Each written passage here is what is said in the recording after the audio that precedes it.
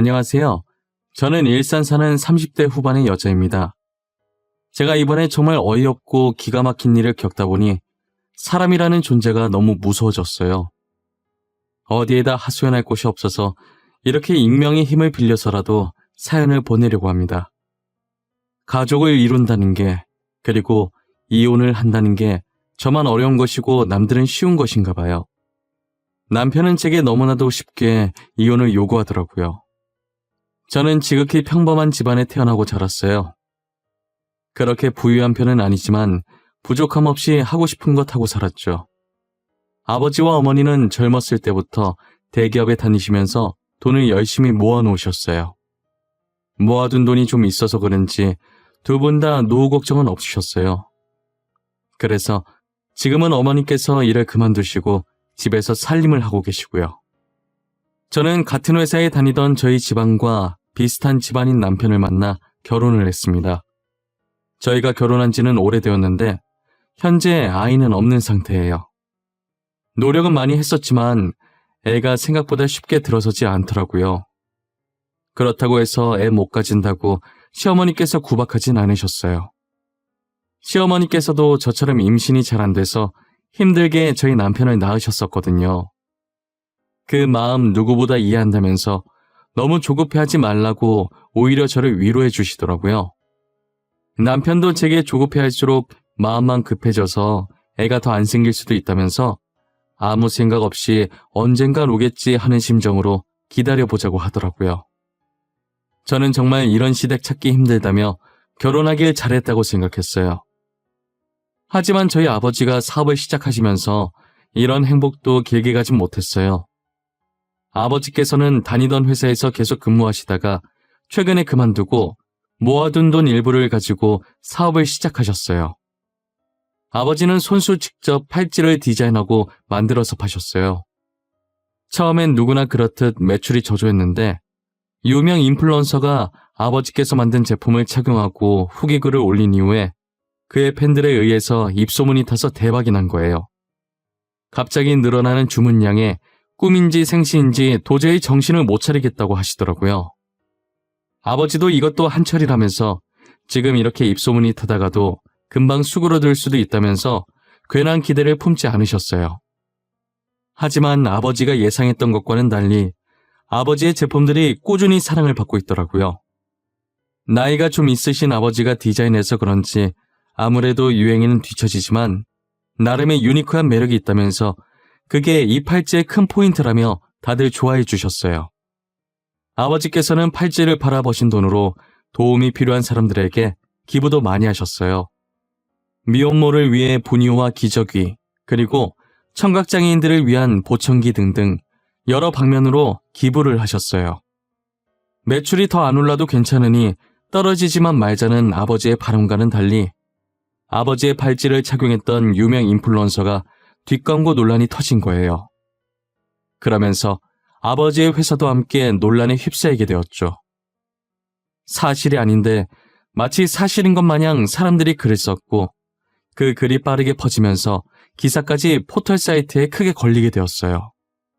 알고 보니 아버지의 회사는 그 인플루언서의 가족이 운영하는 건데 홍보해 주려고 뒷광고를 했다는 둥, 인플루언서의 유명세만 믿고 그거 이용해서 노력 없이 사업에 성공하려고 했다는 둥, 애초에 별 볼 일 없는 팔찌 착용한 게 이상했다면서 역시 가족이었다며 증거 사진이랍시고 짜맞추게 한 사진들을 같이 올리기 시작하더라고요. 사진과 함께 글을 적으니 내용이 부풀려질 대로 부풀려져서는 정말 모르는 사람이 보면 사실이라고 믿을 정도더라고요. 아버지께서는 사실이 아니며 그 인플루언서랑은 아무 관계 아니라고 입장 표명했지만 이미 사람들은 처음 나갔던 기사만 보고 계속 아버지 회사를 불매하기 시작했어요. 결국 아버지 회사는 위태위태한 상태를 유지하고 있었죠. 저는 누명을 벗기 위해서 SNS를 활용해서 해명하기 시작했어요.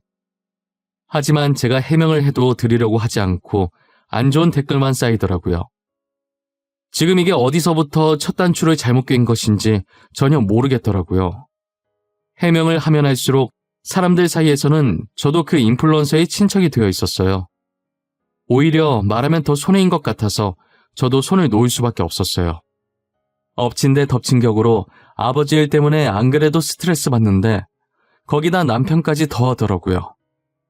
결혼 후에 제가 다니던 회사를 그만두고 다른 회사로 이직을 해서 남편과 퇴근 시간이 달랐어요. 제가 조금 더 늦게 퇴근하는데 집에 들어가자마자 제 얼굴 앞에 종이 한 장을 들이밀더라고요. 다녀왔냐는 인사도 안 해? 이건 뭐야? 이게 무슨 종이인데? 이혼 합의서? 당신, 지금 이게 뭐 하자는 거야? 갑자기 무슨 이혼? 거기에 당신 인적사항 작성하고 도장 찍어. 우리 이혼하자. 지금 장인어른 회사 위태위태하다며 더 늦기 전에 갈라서자. 그게 우리 이혼이랑 무슨 상관인데? 나 아무 잘못한 거 없는데 왜 이혼을 해야 하는데? 다짜고짜 도장 찍으라고 하지 말고 내가 납득할 수 있게 설명을 좀 해봐. 장인어른 회사 조만간 망할 것 같은데 망하면 우리한테도 피해 올 거 아니야. 그러니까 늦기 전에 이혼하자고. 뭐? 우리 아빠 사업이 위태위태하니까 이혼하자고? 그동안 아빠가 당신 부모한테 바친 돈이 얼만데 시아버님 사업 위태할 때마다 우리 아빠가 모아둔 돈으로 도와줬었어. 그런데 지금 당신이 나한테 뭐라고? 그건 고맙게 생각하고 있어. 하지만 우린 당신 가족이 빚더미에 쌓이게 되면 도와줄 돈이 없어. 그리고 잘못하면 우리한테까지 피해 올 수도 있고. 난 피해 입기 싫어. 그러니까 도장 찍어. 남편 입에서 나오는 말들은 하나같이 어처구니가 없었습니다. 이때까지 저희 아버지께서 시아버님 회사가 위태로워질 때마다 가족 좋은 게 뭐냐면서 좋은 마음으로 그동안 모아두셨던 돈을 선뜻 보태주시곤 하셨거든요. 그런데 남편은 도와준 은혜도 모르고 막상 저희 아버지 회사가 위태로워지니 자기는 돈 없어서 못 도와준다고 자기 집안까지 피해받기 전에 이혼을 하자는 거예요. 저는 제가 이제껏 이런 사람과 살았었나 싶고 처음으로 결혼한 게 후회가 되더라고요. 힘든 시기에 돌아서는 사람들과는 인연을 이어가지 말라더니 그게 저희 남편이었어요. 아버지 회사 때문에 제가 이혼당한 걸 알면 아버지께서 속상해하실 것 같은 생각에 눈물이 나더라고요. 그래서 저는 아버지 회사 곧 다시 일어설 거라고 남편을 설득해서 이혼만은 막아보려고 했는데 남편은 들은 척도 안 하고 날마다 이혼 합의서를 제 얼굴 앞에 들이밀었어요. 계속해서 이혼을 강요했지만 제가 이혼을 해주지 않자 점점 폭력적으로 변해가면서 이혼을 서두르는 남편을 보고 있으니 저는 이상한 느낌이 들기 시작하더라고요. 꼭 저와 이혼을 해야 하는 이유가 있는 것처럼 이혼을 서두르려고 하니까 정말 뒷구린내가 심하게 나는 거예요. 저는 제 촉을 믿는 편이라 남편 뒤를 몰래 따라가 보기로 했어요. 그런데 남편이 웬 모르는 여자랑 같이 있는 거예요. 팔짱까지 끼고 서로를 보며 웃고 있는데 누가 봐도 정말 다정해 보이는 커플 같았어요. 역시 이혼을 서두르는 데에는 다 이유가 있을 것 같더라니 저희 아버지 사업이 위태로워 보이니까 저랑 얼른 이혼하고 돈 많은 집안의 상간녀랑 결혼하려고 준비 중이었더라고요. 남편이 저를 버리고 혼자만 행복하려는 꼴이 정말 보기 싫었어요. 그래서 저는 상간녀와 같이 있는 모습을 사진으로 몰래 찍어놓기 시작했어요. 그날 남편이 잘 때 휴대폰을 확인했고 카톡을 보니 둘이서 아주 깨가 쏟아지더라고요. 상간녀와 남편이 주고받았던 사랑 가득한 카톡을 찍어서 몰래 저한테 보내놓았습니다. 그리고 상간녀의 전화번호도 제 폰에 저장시켜놨어요. 저는 상간녀에게 남편에 대해 할 말이 있으니 카페에서 잠깐 보자고 했어요. 저한테 희창 오빠에 대해 할 말이 있다고 하셨잖아요. 근데 저희 오빠와는 어떤 관계신가요? 아, 혹시 오빠 친척분이신가요? 저 김창희 씨 아내 되는 사람인데요. 그쪽이 지금 저희 남편이랑 만나고 계신 것 같던데 그 사람이 유부남인 건 알고 있었나요? 아니면 유부남인 줄 모르고 만나신 건가요? 네? 그게 무슨 소리세요? 오빠가 유부남이라니요. 거짓말 치지 마세요. 오빠가 저한테 그동안 연애에 관심이 없어서 아직 결혼 못했다고 했단 말이에요. 그럼 그쪽은 김창희 씨가 유부남이었다는 사실을 정말 모르셨어요? 저 오늘 변호사 만나서 이혼 소송하고 당신은 상간녀 소송하려고 미리 알고 있으라고 말하러 온 거예요. 지금 거짓말하는 거 아니죠? 저 정말 몰랐어요. 믿어주세요. 저도 피해자예요. 어쩐지 결혼하자고 말만 하고 날짜 잡으려고 하면 계속 미루더라고요. 상간녀는 남편이 유부남이었던 걸 전혀 몰랐던 눈치더라고요. 제게 제 차 사실이냐고 확인을 하길래 제가 미리 발급받은 가족관계 증명서를 보여주면서 남편과 혼인관계임을 증명하니 그제서야 믿기 시작하더라고요. 상간녀는 정말 몰랐다고 당장 헤어지겠다면서 자신도 피해자니 고소는 하지 말아달라고 하더라고요. 저는 여자에게 상간녀 소송은 걸지 않았고 남편한테 이혼 소송만 걸고 집으로 돌아왔어요. 남편은 상간녀에게 이별 통보를 받았는지 집에 오자마자 저를 쥐잡듯 잡기 시작하더라고요. 당신이 한 짓이야? 당신 도대체 그 사람한테 뭐라고 짓거린 거야? 지금 제정신이야? 내 인생 망치려고 작정했어? 쳐 놔두고 바람핀 사람이 어디서 큰 소리야? 그래, 내가 했다. 왜? 나는 뭐 가만히 당하고만 있을 줄 알았니? 내가 그렇게 만만해 보였어? 당신이 다시 그 사람한테 가서 말해. 나지한 말 다 거짓말이었다고 당장 말하라고! 끝까지 뻔뻔한 거 봐. 내가 누구 좋으라고 그렇게 해야 되는데? 나 당신 잘 사는 꼴 절대 못 봐. 오늘 당신한테 이혼 소송 걸었으니까 나한테 줄 위자료나 챙겨놔. 남편이 아무리 소리를 질러도 제가 눈 하나 깜짝 안 하자 말로는 안 될 것 같았는지 결국 손을 올려서 그대로 제 뺨을 때리더라고요. 제가 헤어지게 만들었으니 분명 싸움이 격해질 거라는 걸 저는 미리 예상했었거든요. 그래서 혹시나 하는 마음에 안방 행거에 걸린 옷 사이에 카메라를 넣어놓고 있었어요. 저는 이걸로 폭력죄까지 추가시킬 거라고 남편한테 소리 질렀어요.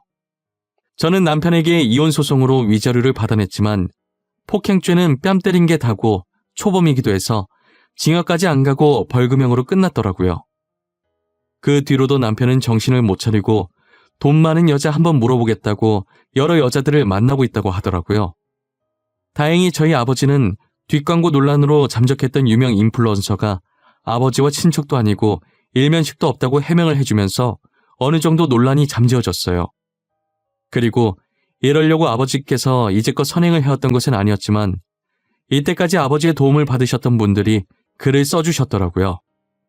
아버지께서 그동안 남모르게 선행을 해왔다는 여러 증인들과 증거 사진으로 인해 오히려 전보다 더 좋은 이미지로 거듭날 수 있었어요. 아버지께서 위태로운 회사를 쉽게 포기하지 않고 끝까지 버텨주셔서 다시 일어날 수 있었어요. 저였다면 더 많은 빚을 지기 전에 진작에 포기했을 텐데 저는 아버지가 정말 대단해 보였어요. 기부를 많이 했던 덕분에 회사 이미지가 좋아져서 그런지 유명해지기 시작했을 때보다 훨씬 높은 매출률을 보였어요. 아버지는 지금도 여전히 어려운 분들이 계신 곳에 기부를 열심히 하고 계세요. 따뜻한 사회를 만드는 것이 아버지의 오랜 꿈이셨다고 이제라도 이룰 수 있게 돼서 뿌듯하다고 하셨어요. 아버지가 다시 일어났다는 소식이 남편 귀에도 들어갔는지 정말 속보이게 제 주변을 계속 기웃거리기 시작하더라고요. 저는 그런 남편에게 눈길조차 주지 않았습니다. 아버지 사업 다시 잘 되신다며? 소식 들었어. 정말 다행이다. 망하면 어쩌나 걱정했는데 예전보다 훨씬 유명해지셨더라. 당신이 걱정을 했다고? 입에 침이나 바르고 거짓말을 해. 이제라도 나 찾아오면 당신한테 콩고물이라도 떨어질 거라고 생각하는 거야? 에이, 그런 거 아니야. 난 그냥 여러 여자 만나봤는데 당신만한 사람이 없더라고. 그래서 당신이랑 다시 잘해보려고 그러지. 누가 당신 받아준다고 했어? 진짜 웃긴다. 도대체 어디서 나오는 자신감이야? 당신만 잘해볼 마음 있으면 뭐해. 내가 당신 받아줄 마음이 없는데. 그래도 우리 한때 사랑했잖아. 같이 살 맞대며 살아온 정이 있는데 너무 차갑게 그러지 마. 당신 원래 따뜻한 사람이었잖아. 나 따뜻한 사람이야. 당신만 빼고. 나를 이렇게 만든 사람이 누군데 그래? 집 가야 되니까 방해하지 말고 저리 꺼져. 다신 내 회사 앞에 기웃거리지 마. 신고할 거니까. 제가 경찰에 신고할 거라고 하니 무서웠는지 그 뒤로는 안 나타나더라고요.